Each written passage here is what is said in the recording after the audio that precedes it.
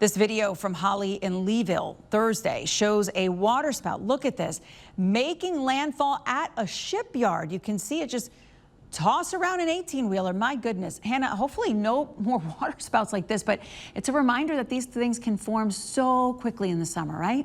Yep, and you always have to be aware of what's going on even in the coastal areas, because those can very quickly move onshore just like that. You can see it lifting up that little roof there. Wow. Went right over that truck.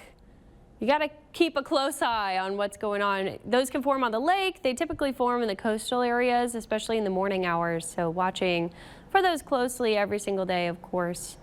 You can see that video, very dramatic there.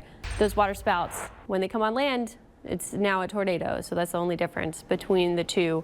But watching more of this summer-like pattern through the weekend, we are going to see heat in the morning and then storms in the afternoon once again. On the radar, not really seeing too much storm activity this morning. We saw a couple of little storms lingering out there in parts of St. Bernard Parish. We have a couple of little showers along coastal Mississippi. Nothing inland right now. We'll stay dry until about 11 to noon, and that's when we see the showers starting to pop up, moving inland, and then colliding with that lake breeze in the peak afternoon heating hours, so around 1 to 2. We do have to watch for these little downpours and storms. They can have a lot of lightning and very big spouts of heavy rain quickly. So watching for that. Could see gusty winds as well, and then it all tapers off into the evening. Now tomorrow, it's a little bit different. You see these storms building down to the southwest. We have to watch that. It's a wave of energy coming in that I think is going to increase the rain chances for our Sunday as compared to today. We'll just see more widespread storms, and they could be some stronger storms at times. Still clearing out a little bit in the evening. We might have some lingering coastal storm activity, maybe even some lingering showers later around 10. Typically when the model here is showing clouds, it could be light rain. It's not great at seeing light shower activity. So I do think that we'll see some lingering rainfall for our Sunday. Monday, back to the summer pattern. We see the lake sea breeze popping up in the afternoon, and that's those pop-up storms once again. And then we have the heat wherever you don't have the rain. So 40% coverage today, 60% tomorrow, back to 40 on Monday.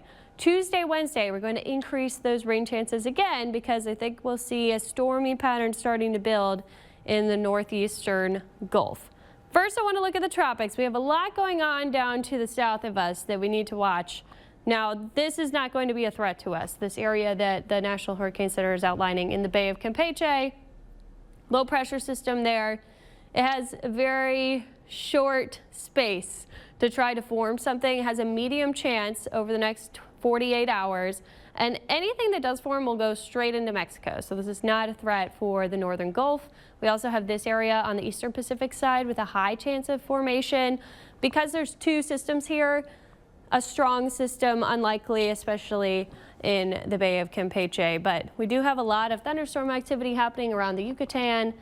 Broad circulation. There's really no low happening yet, but this is now traveling out over the waters.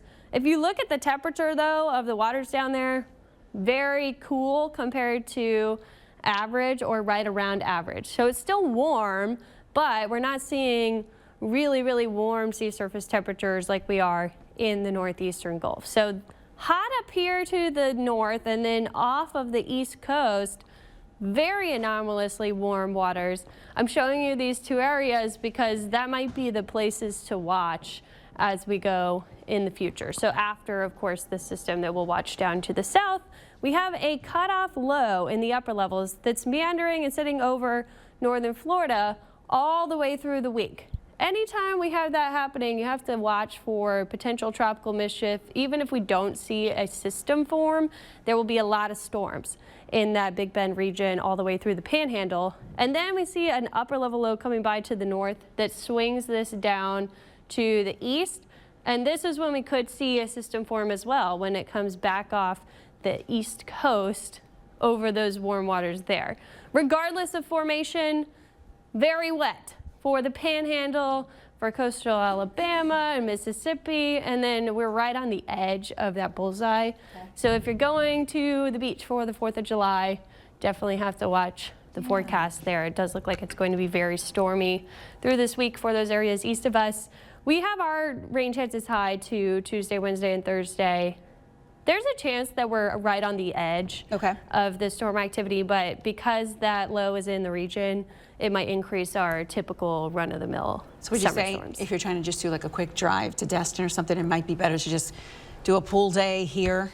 Yes, it is going to be really stormy. So if you do, I mean, I'm sure there will be dry times, but you got to be very cautious. The lightning out there, and then of course it might be a little bit of a soaker in the afternoon. Oh boy. All right, thank you so much. Take a look at this.